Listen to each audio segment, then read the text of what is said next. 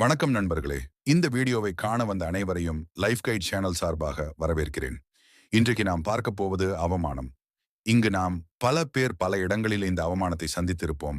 ஆனால் அங்கு எதுவும் செய்ய முடியாமல் அமைதியை கடைபிடித்திருப்போம். இந்த அவமானப்படுத்துபவர்கள் அவங்கள உயர்வாகவும் நம்மள தாழ்வாகவும் காட்ட விரும்புவாங்க. எப்பொழுதும் வலிமையானவர்கள் பலவீனமானவர்களையே தாக்குகிறார்கள். இங்கு பலவீனமானவர்கள் மான்களைப் போலவும் வலிமையானவர்கள் சிங்கங்களைப் போலவும் இருக்கிறார்கள். சிங்கம் எப்பவும் தன்னுடைய பலம் மிக்கவர்களை அவ்வளவு எளிதில் வேட்டையாடுவதில்லை. தன்னை விட பலத்தில் கம்மியான மான்கள் சில விலங்குகளை எளிதில் வேட்டையாடுகிறது. இதை போலத்தான் மனிதர்களும் தங்களை விட வலிமையானவர்களிடம் எப்பொழுதும் தங்கள் பலத்தை காட்டுவதில்லை. மாறாக அமைதியாக பலவீனமாக இருப்பவர்களிடமே தங்கள் முழு வலிமையையும் காட்டுகிறார்கள். அப்படிப்பட்ட அவமானத்திலிருந்து நாம் எவ்வாறு நம்மை பாதுகாத்துக் கொள்வது என்பதை பற்றி தெரிந்து கொள்ள இந்த வீடியோவை முழுமையாக பார்க்கவும். ஒரு அமைதியான மாலை பொழுதில் புத்தரின் முதன்மை சீடரான ஆனந்தர் ஒரு கிராமத்து மக்களிடையே போதி மரத்தடியில் அமர்ந்து தியானம் மற்றும் தத்துவங்களை போதித்துக் கொண்டிருந்தார். அவரை சுற்றி மக்கள் மிகுந்த மரியாதையுடனும் அமைதியுடனும் அமர்ந்திருந்தனர். அப்போது அந்த கிராமத்தின் மிகுந்த கோபமும் செல்வ செருக்கும் கொண்ட ஒரு வணிகர் மர்ச்சன்ட் ஆக்ரோஷத்துடன் அங்கு வந்தார். துறவிகளின் போதனைகளால் மக்கள் தன்னுடைய கட்டுப்பாட்டை விட்டு விலகிச் செல்வதாக அவர் எண்ணினார். துறவியே, உமது உபதேசங்கள் வெறும் வெற்று வார்த்தைகள். நீர் ஒரு மோசக்காரர். பொய் பேசி இந்த மக்களின் நேரத்தை வீணடிகிறீர் என்று எல்லோர் முன்னிலையிலும் வணிகர் கத்தினார். பல கடுமையான அவமான சொற்களாலும் இழிவுபடுத்தும் வார்த்தைகளாலும் ஆனந்தரை தாக்கினார். அங்கிருந்த மக்கள் அனைவரும் கோபமடைந்தனர். ஆனந்தரின் முகத்திலோ சற்றும் சலனமில்லை. அவர் அந்த வணிகரின் வார்த்தைகளை காதில் வாங்காதது போல அமைதியை கடைபிடித்தார். வணிகர் பேசி முடித்ததும் ஆனந்தர் மெல்லிய புன்னகையுடன் வணிகரை ஏறிட்டு பார்த்து கேட்டார், நண்பரே, நீர் யாருக்காவது ஒரு பரிசை கிஃப்ட் அளிக்கிறீர் என்று வைத்துக் கொள்வோம்.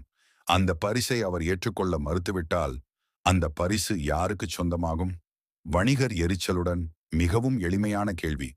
ஏற்றுக்கொள்ள மறுத்தால் அது கொடுத்தவருக்கே சொந்தமாகிவிடும் என்றார். அதற்கு ஆனந்தர் நிதானமான குரலில் கூறினார், மிகச் சரியாகச் சொன்னீர். நீர் இவ்வளவு நேரமும் எனக்கு ஏராளமான அவமானங்களையும் இழிவுபடுத்தும் வார்த்தைகளையும் பரிசாக அளித்துள்ளீர். ஆனால் நான் அந்த பரிசை ஏற்றுக்கொள்ள மறுக்கிறேன். எனவே நீங்கள் மிகுந்த கோபத்துடன் எனக்கு அளித்த இந்த அவமானங்கள் அனைத்தும் இப்போது யாருக்கு சொந்தமாகும்? தன் கோபமும் அவமான சொற்களும் தனக்கே திரும்பிவிட்டதை வணிகர் உணர்ந்தார். தான் மற்றவரை அவமானப்படுத்த முயன்ற போது தானாகவே அவமானப்பட்டு தலைகுனிய நேரிட்டது. புத்தரின் வழிகாட்டுதல்: ஒருவர் உங்களை அவமானப்படுத்த முயற்சிக்கும் போது அந்த அவமான சொற்கள் மற்றும் செயல் ஒரு பரிசு போன்றது. அதை ஏற்றுக்கொள்வதும் அதனால் மனதை புண்படுத்திக் கொள்வதும் உங்கள் கையில் உள்ளது. நீங்கள் அதை ஏற்க மறுக்கும் போது அந்த அவமானம் கொடுத்தவருக்கே திரும்பச் சென்றுவிடும். உங்கள் உள்ளத்தின் அமைதியை, இன்னர் பீஸ், ஒருபோதும் மற்றவர் கையில் ஒப்படைக்காதீர்கள். அதுவே உங்களுக்கு உண்மையான கவசம். முடிந்த அளவு நம்மை அவமானப்படுத்துபவர்களிடமிருந்து விலகியிருங்கள். இல்லையென்றால் அவர் பேசுவதை செவி வழியாக மட்டும் வாங்கிக் கொண்டு அதை மனதளவில் யோசித்து கஷ்டப்படாமல் இருந்தால் நாம் அந்த வழியில் இருந்து விடுபடலாம். உங்களுக்கு யாராவது சாபம் கொடுத்தாலும் அதை நீயே வைத்துக்கொள். எனக்கு இது தேவையில்லை என்று மனதார நினைத்துக் கொள்ளுங்கள். அவர் கொடுத்த வார்த்தைகள், அவர் கொடுத்த சாபம், அவரை போய் சேரும். பிடிக்காததை யார் கொடுத்தாலும் அதை நாம் ஏற்றுக்கொள்ள வேண்டும் என்று எந்த அவசியமும் இல்லை.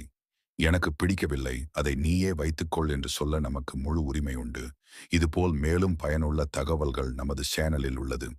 அனைத்து வீடியோக்களையும் பார்த்து உங்கள் வாழ்வை சிறப்புடன் வாழ லைஃப் கைடு தமிழ் சேனல் சார்பாக வாழ்த்துக்கள்.